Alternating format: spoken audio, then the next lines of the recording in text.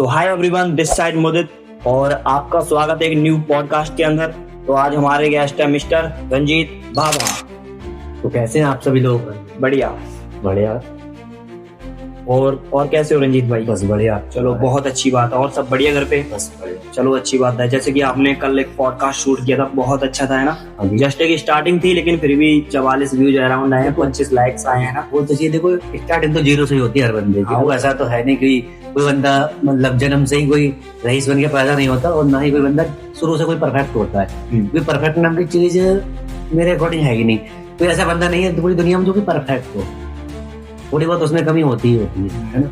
इस स्टार्टिंग तो जीरो से ही होती है। ये बहुत अच्छी बात कही, मेरे को बहुत अच्छी बात लगी आपकी, क्योंकि लाइफ के अंदर काफी सारे पर्सन्स होते हैं ना। देखो लाइफ कहीं भी जाओ ना आप, तो सबसे बड़ी चीज पता है क्या होती है? कोई बंदा अगर चलता है ना जीरो से, मतलब जीरो से पहले 10% जाता है, फिर उसके बाद 100% तक पहुंचता है। मतलब कि जब बंदा जीरो से स्टार्ट करेगा तो 10 तक पहुंचने में भी बहुत मेहनत लग जाती है। लेकिन जब एक टाइम के बाद जब 100% हो जाता है ना, तो बंदे मतलब लगता है हाँ भाई मैंने कुछ किया है। मतलब आज के टाइम पे आप देखो कितने सारे लोग स्टेज पे जाकर ना थापियां मारते हैं, जानते हैं ना? सही है। लाइक ये सिद्धू मूसेवाला है ना, थापी लेने का क्या रीजन है बता सकते हैं? देखो मेन चीज पता क्या है, स्टार्टिंग तो हर बंदे की जीरो से होती है, और थोड़ा स्ट्रगल टाइम थोड़ा डिफिकल्ट है ना। अब आज आपको पता है जैसे मिस्टर बीस्ट है, मिस्टर बीस्ट को मेरे अकॉर्डिंग सब जानते हैं, मगर उसकी स्टार्टिंग किसी को नहीं पता होगी। मतलब शुरुआत में उसकी व्यूज भी नहीं आए, मगर वो उसने क्या किया, कंसिस्टेंसी का वो करता रहा, और आज उसका दुनिया का सबसे बड़ा यूट्यूब चैनल है। तो ये कि कंसिस्टेंसी ब्रेक नहीं होनी चाहिए, बस समझे। तो वो मतलब मेरा ना काफी सारे वो चीज मैंने भी देखी थी काफी बारी, है ना, जो आप बता रहे हो मिस्टर बीस्ट। मतलब उसने ना जब स्टार्टिंग की तो 1 से लेकर ना 1 लाख तक गिनती उसने स्टार्ट की थी, मतलब बिना रुके एक कमरे में बंद कर लिया था अपनी। मतलब कि लाइक कामयाब होने के लिए ना पागल होना पड़ता है, राइट है ना ये चीज? क्योंकि कहीं ना कहीं देखो, हमें तुम सोचो कोई प्लेटफॉर्म कामयाब कर दे, कोई कामयाब नहीं कर सकता। आप सोचो मेरे सीनियर कामयाब कर देंगे, कभी काम मतलब वो भी कामयाब होते हैं। अगर आपके अंदर जिद है ना कामयाबी की, बस जिद होनी चाहिए कि साला करना है तो करना है, बात खत्म। तो दुनिया साइड है और जिद है आपके अंदर, पागलपन है। क्योंकि आप दुनिया में देख लो, आज एलन मस्क है, उसे लोग पागलपन बोलते हैं। क्यों?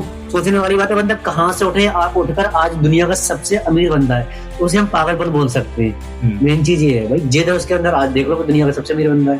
तो ये चीज तो है। देखो मेरे को ये चीज बहुत अच्छी लगी। तो मतलब कि मैं क्या बोला, सिद्धू मूसेवाला है। मतलब कोई बंदा मैं देखता हूँ आज के टाइम पे मेहनत करके जब सक्सेस हो जाता है ना, तो जान पे थापी क्यों मारता है? ये रीजन बताओ मेरे को। देखो मैं बताऊं, जब वो जांग पे थापी इसलिए मारता है कि मतलब वो फील करता है कि मतलब मैं आज यहाँ पर पहुंचा कैसे, और मतलब उस चीज को वो अच्छे से प्रेजेंट कर पाता है, अपने आप को अप्रिशिएट करता है। हाँ, अपने आप को समझ। मतलब कि कोई बंदा होता है जब मतलब ये जैसे मैंने बताया था 0 से 10% तक जाता तो कितनी मेहनत लग जाती है, तो सेम जब 10 से 100% तक जाता है फिर उतनी मेहनत नहीं लगती।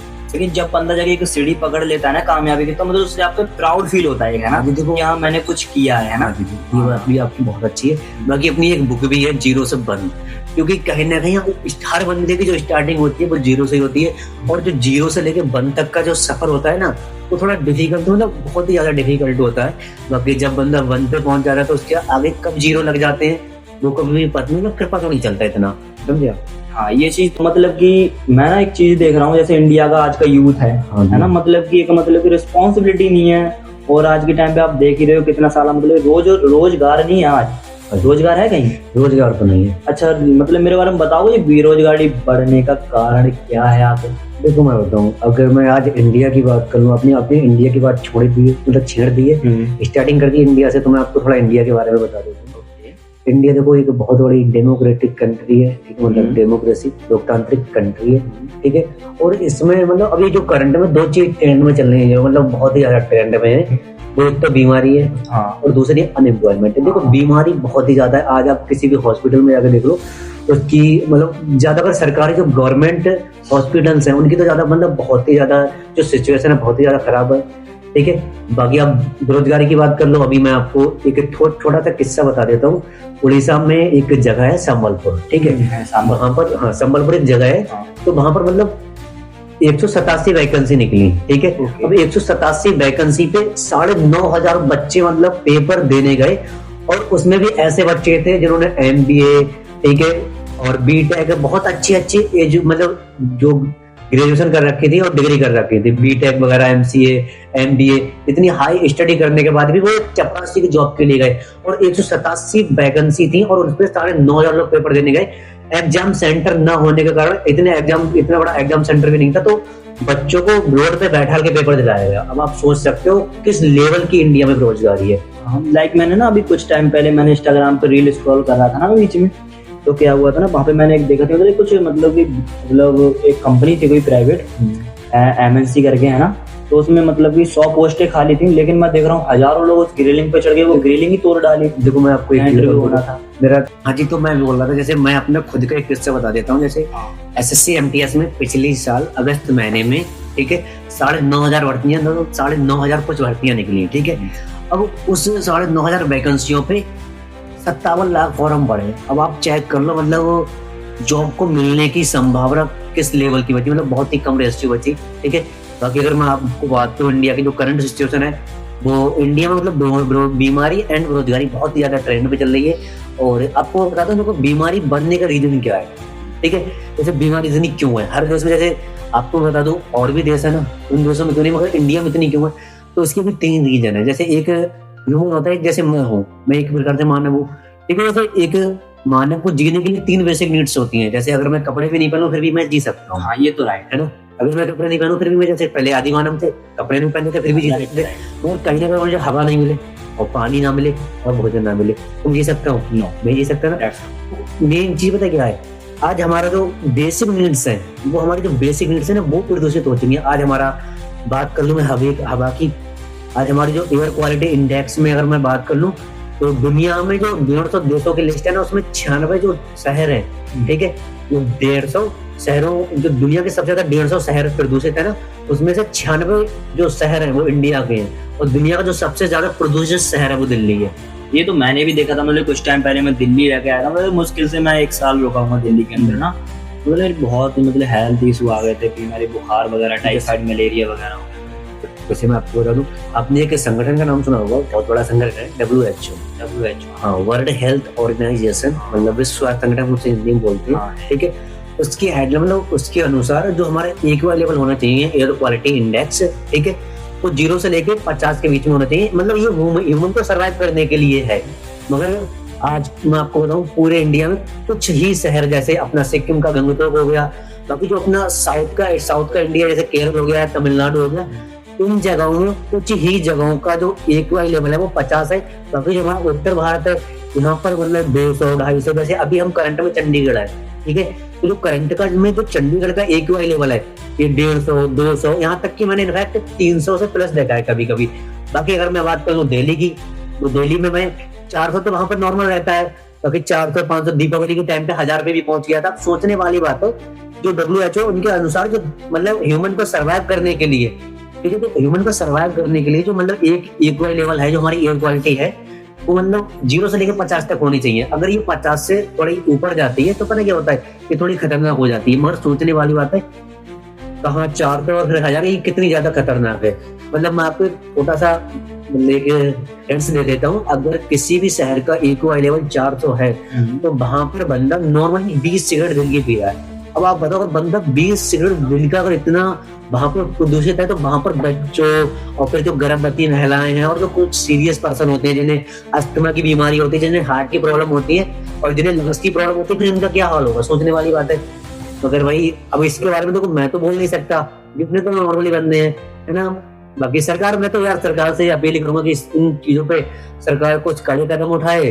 क्योंकि बात करूं, जैसे अपना शहर मतलब दिल्ली है, मगर मैं अगर जैसे लंदन की बात करूं, लंदन भी बहुत बड़ा है, दिल्ली से मेरे अकॉर्डिंग बड़ा ही होगा, मगर वहां पर जो एक्वाई लेवल रहता है वो 34 पर बहुत ही ज्यादा नॉर्मली। क्योंकि जोरिक शहर है, वहां पर मतलब बहुत ही अच्छी क्वालिटी है। तो मतलब पैसा होना चाहिए कम से कम यार, समझे आप। मगर बहुत ही ज्यादा। तो पता है क्या, मैंने जब लंदन का कुछ टाइम पहले, 4-5 दिन पहले की बात है ना, तो मैंने वहाँ का IQ लेवल जो चेक किया था ना, जैसे आप बता रहे हो 30, 32, 34 रहता है ना, तो मैंने चेक किया तो 2 पर 2 रह गया था। हाँ, मतलब कभी कभी ऐसा होता है जब ज्यादा ठंड हो जाती है, ठीक है, ठंड ज्यादा होने के कारण मतलब बहुत अच्छी और ज्यादा शुद्ध वायु हो जाती है, ठीक है। बाकी मैंने आपको बता दिया एयर क्वालिटी, एयर जो क्वालिटी इसके प्रदूषित होने के कारण, पहली चीज क्या है, जो फैक्ट्रियां हैं, जो इंडस्ट्री एरिया है, उसका जो धुआं निकलता है वो डायरेक्ट मतलब वायुमंडल में जाता है, जिससे कि वो वायु को प्रदूषित करता है। मगर अगर हम जैसे इसका भी मतलब एक प्रकार से समाधान है, जैसे जो जिस चिमनी से वो धुआं जा रहा है, अगर उसमें हम मतलब हाई पावर की अगर इलेक्ट्रिसिटी जनरेट कर दें, ओके, तो वहां पर जो मतलब वायु में जो अशुद्ध कण होते हैं, जो वायु को प्रदूषित करते हैं, वो मतलब एक प्रकार से वहीं रुक जाती है और जो शुद्ध हवा बचती है वो बाहर निकल जाती है। मगर मेरा तो यही है कि सरकार इन चीजों पे कुछ कदम उठाए, तभी कुछ हो सकता है इन चीजों पे। बाकी आज हमारी जो गाड़ियां हैं, इनको भी मतलब इनमें भी बहुत ज्यादा प्रदूषित है आजकल। मतलब जैसे मैं आपको बताऊं ना, देखो बोलना तो मुझे यार, मगर इंडिया में करप्शन बहुत ही ज्यादा है, ठीक है। मतलब मैंने ये चीज देखी है, पोल्यूशन में जैसे एक गाड़ी होती है, गाड़ी का एक पोल्यूशन सर्टिफिकेट बनता है, मगर गाड़ी का धुआं निकला है मगर पोल्यूशन सर्टिफिकेट है भाई। तो ये चीज थोड़ी सही नहीं है यार। अब इससे हमारा क्या वायुमंडल प्रभावित होता है। अब आपने देखी होगी रोड पर बहुत सारी गाड़ियां जिनसे बहुत ज्यादा धुआं निकल रहा है, और उन्हें कोई पुलिस वाला नहीं पकड़ा क्योंकि उनका पोल्यूशन बना है। मेन चीज ये है, तो भाई करप्शन थोड़ा ज्यादा, इन चीजों पर थोड़ा ध्यान दो। तो मतलब कि जैसे मैंने आपसे बोला था ना, मतलब हमारे इंडिया के अंदर बेरोजगारी क्यों बढ़ रही है और देन बीमारी भी बढ़ रही है। तो मतलब कि इन चीजों को आपने ऐसे बता दिया, मतलब कि पोल्यूशन मेन खातिर, मतलब कि हवा पानी शुद्ध बंदे को चाहिए और खाना भी शुद्ध चाहिए। लाइक आपने बताया हवा सही नहीं है ना, और दूसरी पानी भी आपको पता है आज के टाइम अगर पानी सही होता है इंडिया के अंदर तो बिकता नहीं पानी। ये आपको भी पता है, हमें भी पता है, जो भी अपनी ऑडियंस है वो भी देख रहे हैं, उनको भी ये चीज पता है। पता सबको सब कुछ है, लेकिन फिर भी कोई एक्शन नहीं लेता, उस चीज को समझता नहीं है। देखो मेन चीज पता क्या है, हम पता है क्या कर देते हैं, हम कभी भी कुछ काम खुद करना नहीं चाहते। हम या तो अपने जो बड़े हैं उन पे निर्भर रहते हैं, या जो हमारा शासन है हम ये सोच लेते हैं कि जो करेगा हमारा शासन करके देगा, हम मतलब खुद से कुछ नहीं करना चाहते। मेन चीज ये है। बाकी तो मैंने आपको 3 चीजें बताई थी जो ह्यूमन की नीड्स होती है, बेसिक नीड्स। हवा तो मैंने आपको वायु के बारे में तो क्लियर कर दिया है ना, कि इतनी ज्यादा वायु क्यों प्रदूषित है। दूसरी चीज बात कर लेते हैं हम भोजन, क्योंकि भोजन भी मतलब हमारी जो बेसिक नीड्स है बहुत ही ज्यादा जरूरी होती है खाना हमारे लिए, और वो भी हम शुद्ध खाना। ठीक है, आज हम बात कर लें अपने खाने की। आज हमारी जो सब्जियां हो रही हैं, या हम फसल की बात कर लें, आज उनमें बहुत ही ज्यादा खतरनाक मतलब दवाइयां तो हम यूज करते हैं। मैं खुद एक मतलब फार्मर फैमिली से हूँ, तो मुझे इन चीजों के बारे में बात पता है। जैसे हम शिमला मिर्च की खेती करते हैं तो उसमें बहुत ज्यादा जहरीली दवाई लगती है, क्योंकि उसमें बहुत ज्यादा मतलब कीड़ा वगैरह मकड़ वगैरह हो जाता है।